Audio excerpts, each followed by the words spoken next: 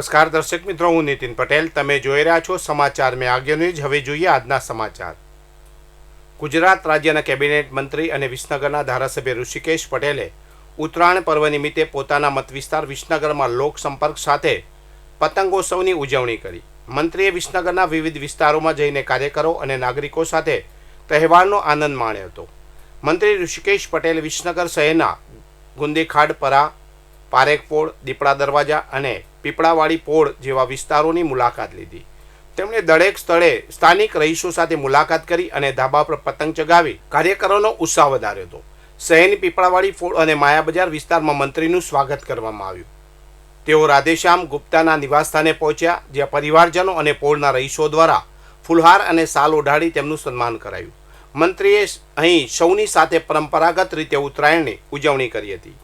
મહેસાણા શહેરમાં ઉત્તરાયણ પર્વની પરંપરાગત હર્ષોલ્લાસ સાથે ઉજવણી કરવામાં આવી રહી છે. વહેલી સવારે વાતાવરણમાં ફૂલ ગુલાબી ઠંડીનો ચમકારો હોવાને કારણે ધાબા ઉપર પતંગબાજોની હાજરી નહિવત જોવા મળી હતી. જોકે જેમ જેમ સૂર્યનારાયણના દર્શન થયા અને ઠંડીનો પારો થોડો ગગડ્યો, તેમ તેમ લોકો ઉત્સાહભેર ધાબા અને અગાસીઓ પર ઉમટી પડ્યા હતા. ચાલુ વર્ષે પતંગ રસિયાઓ માટે સૌથી આનંદની વાત પવનની ગતિ રહી છે. સવારથી જ પવને પતંગબાજી માટે સાનુકૂળ સાથ આપતા મહેસાણાના આકાશમાં રંગબેરંગી પતંગોની જમાવટ જોવા મળી રહી છે.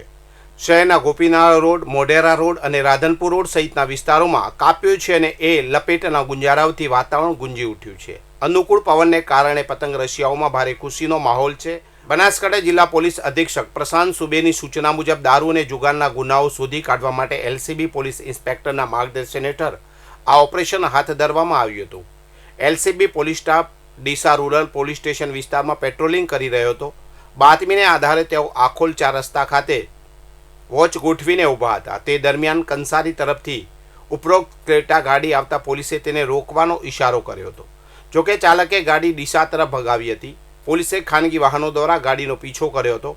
ક્રેટા ગાડીના ચાલકે મહાદેવીયા ગામ તરફ જતા રસ્તા પર અને પછી કાચા રસ્તા પર બાઈવાડા ગામ તરફ અને ત્યાંથી થેરવાડા ગામની સીમા ગાડી ભગાવી હતી. થેરવાડા ગામની સીમા ચાલકે સ્ટેરિંગ પરનો કાબુ ગુમાવતા ગાડી ડિવાઈડર સાથે અથડાઈને પલટી મારી હતી. પોલીસ કોર્ડન કરવા પહોંચે તે પહેલાં જ ગાડીનો ચાલક ગાડી છોડીને ફરાર થઈ ગયો હતો.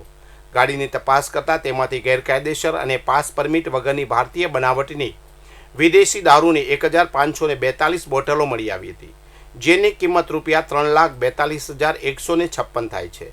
ક્રેટા ગાડી સહિત કુલ રૂપિયા 11,57,156નો મુદ્દામાલ જપ્ત કરવામાં આવ્યો છે. આ મામલે ડીસા રૂરલ પોલીસ સ્ટેશનમાં કાયદેસરની કાર્યવાહી કરવામાં આવી છે. આ ગુનામાં સંડોવાયેલા આરોપીઓમાં વિનોદભાઈ નારણભાઈ જાદવ, ઉંમર વર્ષ 30, ધંધો ડ્રાઇવિંગ, રહેવાસી ગોગુવાડા, તાલુકો દાંતીવાડા, અને દિલીપભાઈ હંસાભાઈ, ઉંમર વર્ષ 27, ધંધો ડ્રાઇવિંગ, રહેવાસી ગોકુવાડા અને તાલુકો દાંતીવાડા, દિનેશભાઈ રહેવાસી પાસવાડ અને ક્રેટા ગાડીનો ચાલક હનુમાનનો સમાવેશ થાય છે. આ તમામ આરોપીઓ ફરાર છે. ઊંઝામાં ઉત્તરાયણ પર્વ નિમિત્તે ઘાયલ થયેલા પક્ષીઓની સારવાર કરવામાં આવી હતી. શ્રી જહુ માતાજી મંદિરે એક બગલાને નવજીવન મળ્યું હતું, જ્યારે જેસીઆઈ ઊંઝા દ્વારા 5 કબૂતરોની સારવાર કરાઈ હતી. જહુ માતાજી સેવક પરિવાર ટ્રસ્ટ દ્વારા શ્રી જહુ માતાજી મંદિરે દોરીથી ઘાયલ થયેલા એક બગલાની સારવાર કરવામાં આવી હતી. આ બગલો આકાશમાંથી ઉડતી વખતે દોરી વાગવાથી ઘાયલ થયો હતો. ઊંઝા શહેરમાં પક્ષી બચાવો અભિયાન અંતર્ગત જેસીઆઈ ઊંઝા દ્વારા ગાંધી ચોક ખાતે 5 ઘાયલ કબૂતરોની સારવાર કરવામાં આવી હતી. ઉલ્લેખનીય છે કે ઊંઝા પશુ દવાખાના અને જેસીસ ક્લબ દ્વારા ઉત્તરાયણ પર્વ દરમિયાન ઘાયલ પક્ષીઓની સારવાર માટે કેમ્પનું આયોજન કરવામાં આવ્યું હતું. કડીના સુજાતપુરા રોડ પર આવેલા અંડરબ્રિજમાં એક ગમખ્વાર અકસ્માત સર્જાયો હતો. ઇન્ડિકા કાર દિવાલ સાથે અથડાતા કાર ચાલકનું ઘટના સ્થળે જ મોત નીપજ્યું હતું, જ્યારે અન્ય એક વ્યક્તિને ઈજા થઈ હતી. મૃતક ચાલકની ઓળખ કડીના નાની કડી વિસ્તારમાં આવેલી સંતરામ સિટીની સરદાર રેસિડેન્સીમાં રહેતા હરેશભાઈ શાંતિલાલ દરજી, ઉંમર વર્ષ 55 તરીકે થઈ છે. તેઓ દરજીકામ કરી પરિવારનું ગુજરાન ચલાવતા હતા. અકસ્માતમાં તેમના સંબંધી શરદભાઈ ડાયાભાઈ ત્રિવેદીને ઈજા પહોંચી હતી.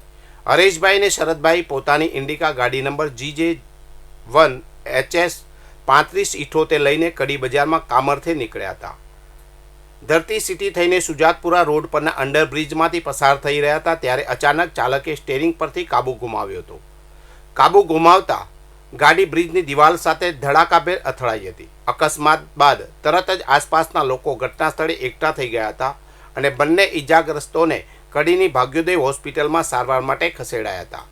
હોસ્પિટલના તબીબોએ હરીશભાઈ દરજીને મૃત જાહેર કર્યા હતા, જ્યારે શરદભાઈની સારવાર ચાલી રહી છે. ઘટનાની જાણ થતાં પરિવારજનો પણ હોસ્પિટલ દોડી આવ્યા હતા. પોલીસે અકસ્માત અંગે ગુનો નોંધી વધુ તપાસ હાથ ધરી છે. વધુ સમાચાર માટે જોતા રહો સમાચાર મેં આગળ ન્યૂઝ. નમસ્કાર.